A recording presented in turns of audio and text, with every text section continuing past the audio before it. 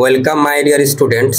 আজকে আমি ক্লাস 6 এর কোষে দেখি 9 এর অঙ্কগুলি করাবো। আজকে আমি তোমাদের খাতায় অঙ্ক করাবো, ঠিক আছে? এর আগের ভিডিওতে আমি দেখো 13 দাগ পর্যন্ত করিয়েছি, আজকে 14 দাগ থেকে করাবো। চলো চলো বেশি কথা না বাড়িয়ে অঙ্কগুলি করা যাক। তাহলে কি বলেছে দেখো, 14 দাগের অঙ্ক। আচ্ছা, এই অধ্যায়ের নাম হলো কি? শতকরা। তোমরা জানো? তাহলে বলেছে এক বিশেষ ধরনের পিতলে 70% তামা ও বাকিটা দস্তা আছে। 20 কিলোগ্রাম অর্থাৎ 20 কিলোগ্রাম এই রকম পিতল তৈরি করতে কত কিলোগ্রাম দস্তা লাগবে হিসাব করে দেখি। আমি দুটি কথা বলে নিচ্ছি। পার্সেন্ট, এটা পার্সেন্টের চিহ্ন তোমরা দেখতে পাচ্ছ। 70% পার্সেন্ট মানে কি? 100-র মধ্যে, ঠিক আছে? আমি প্রত্যেকটা ভিডিওতে যখন পার্সেন্ট অঙ্ক করাই, এতগুলো অঙ্ক তো একটা ভিডিওতে করানো সম্ভব নয়, অনেক বড় হয়ে যাবে। ভেঙে ভেঙে 5টা হোক বা 6টা করে অঙ্ক হোক, যখনই আমি পরের পার্টটা আরম্ভ করি তোমাদের আমি একবার রিপিট করে নিই যে পার্সেন্ট মানে হলো কি 100-র মধ্যে। মনে রাখবে, পার্সেন্ট মানে 100-র মধ্যে। এইবার কি বলেছে প্রশ্নটা ভালো করে একটু বোঝো। বিশেষ ধরনের পিতলে 70% তামা ও বাকিটা দস্তা আছে। তাহলে এইটুকু ঢেকে দিলাম, এই পর্যন্ত আগে বুঝি। তাহলে 70% তামা ও বাকিটা দস্তা আছে পিতলে। পিতল তৈরি করতে কি দুটি ধাতু লেগেছে, মিশ্র ধাতু তামা ও দস্তা। তাহলে বলেছে কি যে পিতলে 70% তামা আছে ও বাকিটা দস্তা আছে। তাহলে বলো তো বাকিটা কত দস্তা আছে? তাহলে 70% কি রয়েছে? 70% মানে কি? 100-র মধ্যে 70, ঠিক আছে? 100-র মধ্যে 70 কেজি। তাহলে 70 কেজি কি রয়েছে? তামা রয়েছে, আর বাকিটা রয়েছে দস্তা। তাহলে বাকিটা কত? 100 থেকে 70 বাদ দিয়ে দিলে পেয়ে গেলাম 30 কেজি, তাই তো? তাহলে 30 কেজি কি রয়েছে? দস্তা আছে। বোঝাতে পারলাম? পার্সেন্ট মানে কি? 100-র মধ্যে। বলে দিয়েছে যে 70% তামা আছে। তাহলে 70% যদি তামা হয়, বাকিটা দস্তা, তাহলে বাকিটা কত আমরা বের করে নিতে পারবো না? যে 100 থেকে 70 বাদ দিয়ে দিলাম, মুখে মুখেই হয়ে যায়। আমি করে দেখিয়ে দিচ্ছি। তাহলে 30 কেজি কি রয়েছে? দস্তা রয়েছে। এইবার বাকিটুকু বলেছে যে 20 কিলোগ্রাম এই রকম পিতল তৈরি করতে কত কিলোগ্রাম দস্তা লাগবে হিসাব করে দেখি, ঠিক আছে? তাহলে আমরা ঐকিক নিয়মে লিখে করি। ঐকিক নিয়ম তোমরা জানো যে 20 কিলোগ্রামে এত, বা 100-র মধ্যে 70, একের মধ্যে কত। তাহলে এই একের মধ্যে যখন আমরা বের করতে যাই, তখন ওই পদ্ধতিকে বলে কি? ঐকিক নিয়ম। ইংলিশে বলে ইউনিটারি মেথড। ইউনিটারি মানে কি? এক। তাহলে একের মধ্যে বের করে, ঠিক আছে? তাহলে দেখো দাগ নাম্বার 14। তাহলে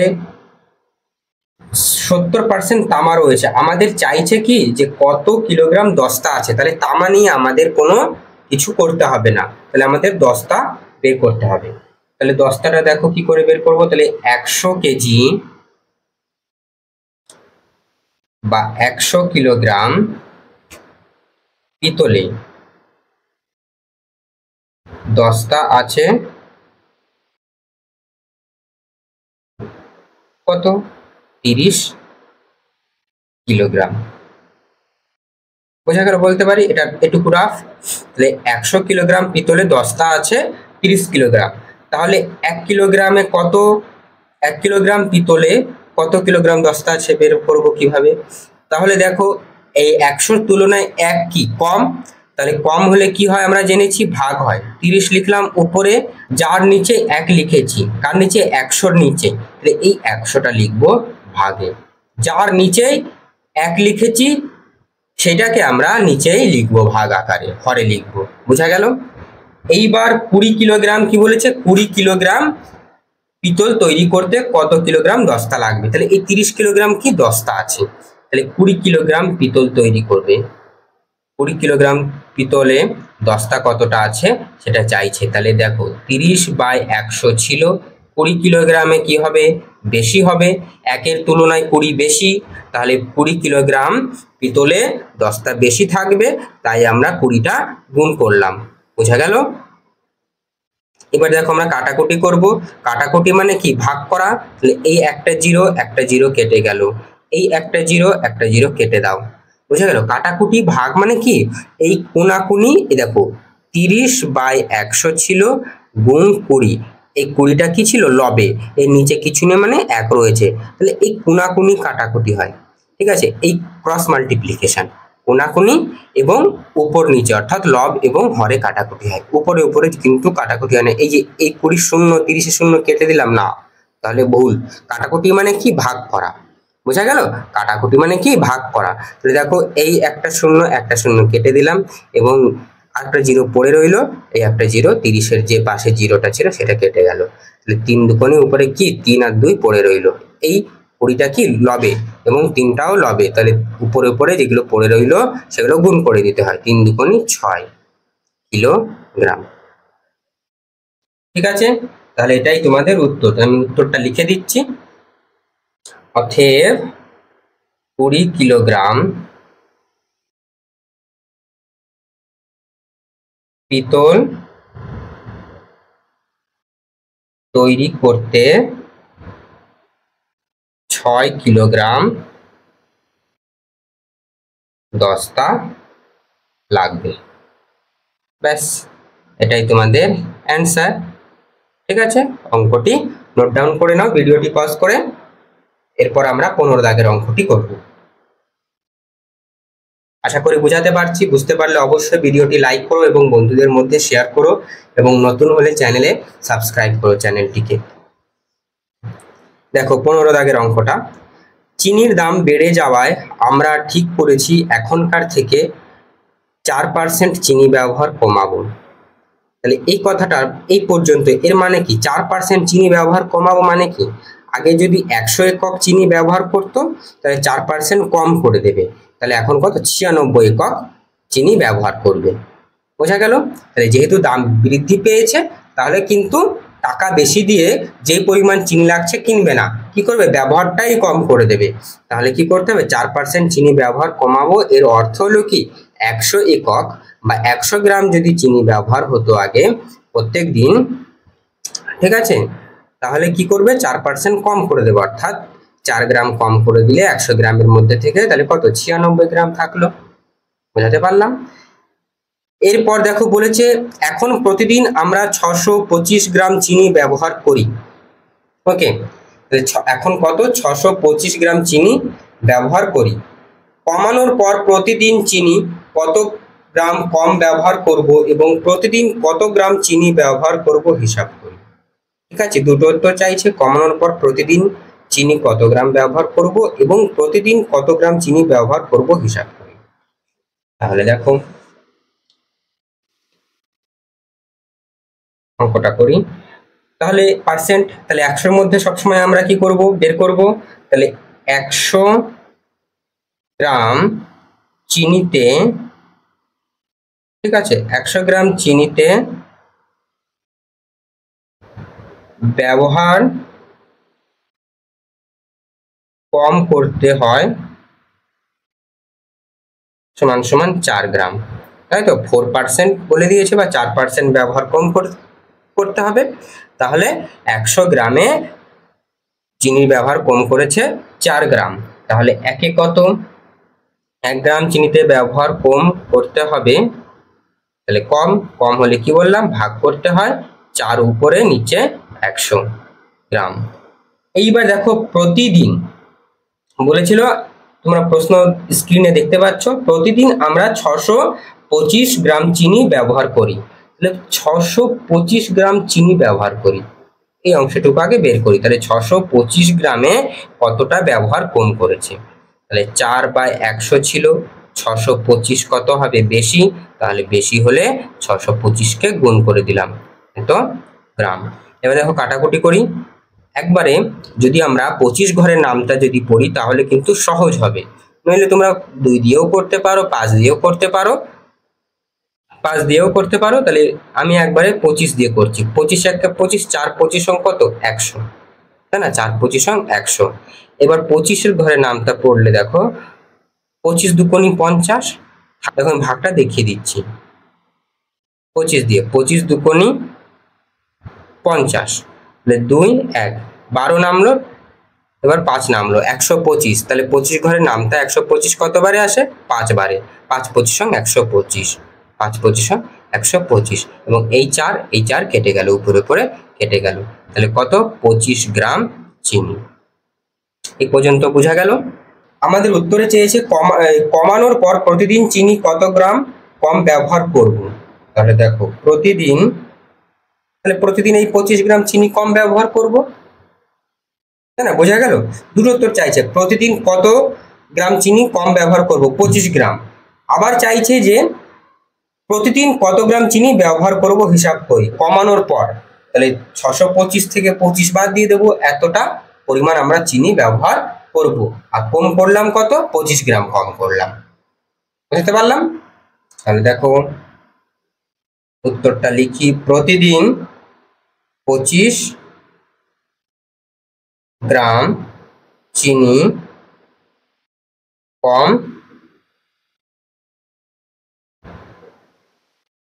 ব্যবহার করব। বোঝা গেল? এই একটি উত্তর। এবং প্রতিদিন, এটা কম, কিন্তু ভালো করে মনে রাখবে এটা কতটা কম ব্যবহার করব সেটা, এবং কতটা ব্যবহার করব সেটা বের করব কিভাবে? আগে ব্যবহার করতো 625 গ্রাম, তাহলে 625 থেকে আমরা কম ব্যবহার করছি 25 গ্রাম, তাহলে বাদ দিয়ে দেবো, পড়ে রইল কত? 600 গ্রাম। এবং প্রতিদিন 600 গ্রাম চিনি ব্যবহার করব। বুঝতে পেরেছ? এটা হলো তোমাদের অ্যান্সার। নাও 15 দাগের অঙ্কটা নোট ডাউন করে নাও। এরপর আমরা 16 দাগের অঙ্কটি করব। অনিল বাবু তার মাসিক আয়ের 22% বাড়ি ভাড়া দেন, তাহলে 100 টাকা ইনকাম করলে 22 টাকা বাড়ি ভাড়া যায়। বোঝা গেল? এর মানে তোমরা বুঝে নেবে পার্সেন্ট মানে কি 100-র মধ্যে সব সময়। ঠিক আছে, এই পার্সেন্টেজ চ্যাপ্টারটা কিন্তু খুবই গুরুত্বপূর্ণ। তোমরা যখন চাকরির পরীক্ষাগুলো দেবে পার্সেন্টেজ কিন্তু তখন তোমাদের করতে হবে। এখন থেকে বেসিক ক্লিয়ার থাকলে তোমাদের খুব সুবিধা হবে। অনিল বাবু তার মাসিক আয়ের 22% বাড়ি ভাড়া দেন। যদি অনিল বাবু প্রতি মাসে 1870 টাকা বাড়ি ভাড়া দেন, তাহলে তবে অনিল বাবুর মাসিক আয় কত হিসাব করি। ঠিক আছে, তাহলে দেখো 1870 টাকা বাড়ি ভাড়া দেন, এবং এদিকে বলেছে কত? 22% বাড়ি ভাড়া দেন। তাহলে আমরা বলতে পারি না যে 22% সমান সমান 1870? বোঝা গেল? ভালো, দেখো 22% বাড়ি ভাড়া দেন, এবং এখানে টাকায় বলে দিয়েছে যে প্রতি মাসে 1870 টাকা বাড়ি ভাড়া দেন। তাহলে আমরা বলতে পারি না যে 22%, এই যে এইভাবে ভাবো, ধরো একটা পেন, ঠিক আছে, এই পেনটা এবং এই আর একটা পেন আমি একটা বন্ধুকে দিলাম, বললাম যে এই পেনটা দিয়ে আমি লিখছি, এই পেনটা দিয়ে তুই লেখ। দুটো তো কাজই এক, যে লেখাই হবে কি, একটা নীল কালি এবং একটা কালো কালি। এই কালো কালিটা ভাবো 22%, আর এটা 1870 টাকা, বোঝানোর জন্য আমি বলছি কিন্তু। তাহলে আমি এই যে দেখতে পাচ্ছ এই কালো কালি পেনটা দিয়ে লিখছিলাম, এবং আমি বন্ধুকে বললাম যে নীল কালি পেনটাতে আমি লিখছি এবং এই কালো কালি দিয়ে তুই লেখ। তাহলে দুটো কাজ কি, লেখাই হবে দুটো পেন দিয়ে, একটা কালো কালি একটা নীল কালি। তাহলে এই কালো কালিটা ধরো 22% এবং এই নীল কালিটা 1870 টাকা, তাহলে দুটো কি সমান। তাহলে এই 22%টা রিপ্রেজেন্ট করছে 1870 টাকাকে। বোঝা গেল? চলো অঙ্কটি লিখে লিখে আমরা করি।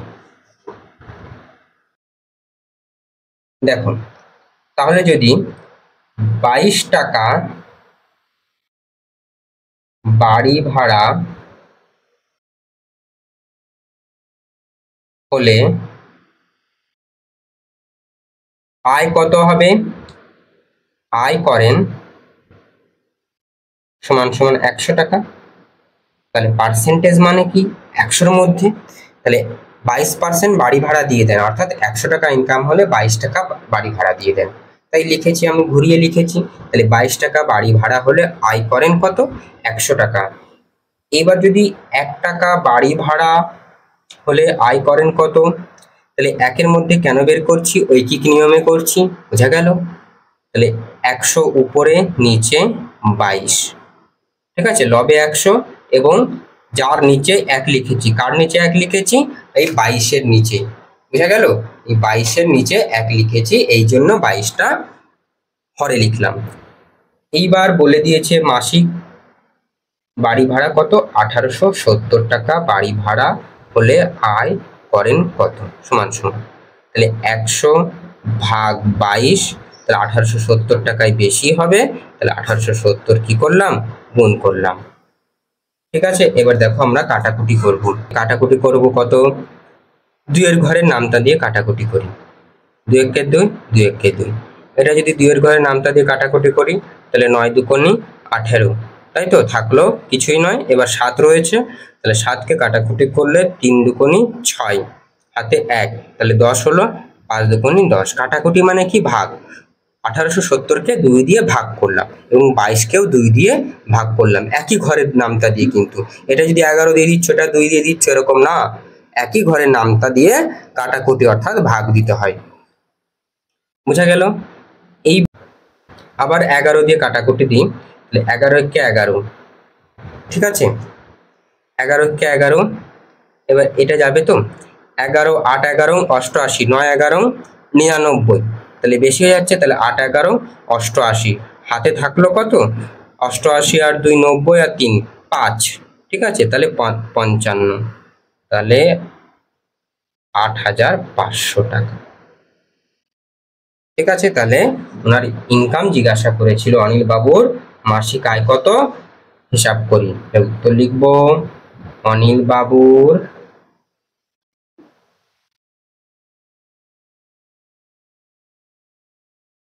মাসিক আয় 8500 টাকা। বোঝা গেল? এটাই তোমাদের অ্যান্সার। নোট ডাউন করে নাও অঙ্কটি। এরপরে আমরা 17 দাগের অঙ্কটি করব। দেখো, এবার আমরা 17 দাগের অঙ্কটি করব। পড়ি তাহলে। বলেছে, ইয়াসমিনা খাতুন তার মোট চাষের জমির 55% জমিতে পাট চাষ করেন। তিনি যদি 11 বিঘা জমিতে পাট চাষ করেন, তবে ইয়াসমিনা খাতুনের মোট চাষের জমি কত আছে হিসাব করি।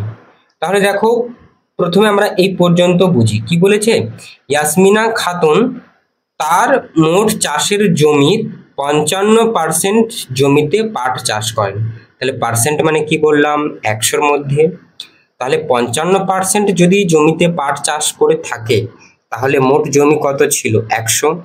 তাহলে পার্সেন্ট মানে কি বলেছি, সবসময় 100-র মধ্যে তোমরা বের করবে। তাহলে 55% মানে কি, মোট জমি ছিল 100, তার মধ্যে 55% অর্থাৎ 55 একক বা 55 বিঘা, এককটা যেটা দেওয়া রয়েছে, জমিতে কি পাট চাষ করেন। আমরা অঙ্কটি লিখে লিখে করি। 55 বিঘা জমিতে পাট চাষ করলে জমির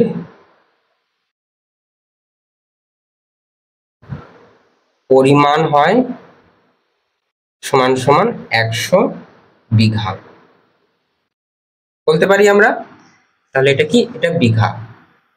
তাহলে মোট জমির পরিমাণ হয় কত, 100 বিঘা। তাহলে 100 কেন, 55% বলেছে, 55% জমিতে পাট চাষ করেছে। পার্সেন্ট মানে কি, 100-র মধ্যে। তাই এটাকে আমরা কি করলাম, ঘুরিয়ে লিখলাম। তাহলে 55 বিঘা জমিতে পাট চাষ করলে জমির পরিমাণ হয় 100 বিঘা। তাহলে 1 বিঘা জমিতে পাট চাষ করলে জমির পরিমাণ হবে কত, কম হবে। তাহলে কম হলে ভাগ, তাহলে 100 লিখেছি, নিচে 55 লিখব। বোঝা গেল? এইবার বলেছে কি, 11 বিঘা জমিতে পাট চাষ করেছে। যে এই দেখো বইতে 11 বিঘা জমিতে পাট চাষ করেন। তাহলে 11 বিঘা জমিতে পাট চাষ করলে জমির পরিমাণ হবে কত, দেখো।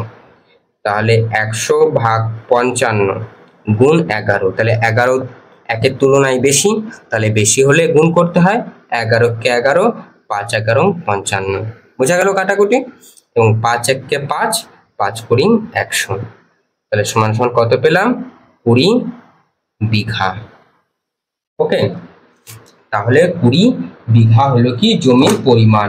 তাহলে আমরা উত্তর লিখব, অতএব ইয়াসমিনা খাতুনের মোট চাষের জমি কত আছে। লিখব ইয়াসমিনা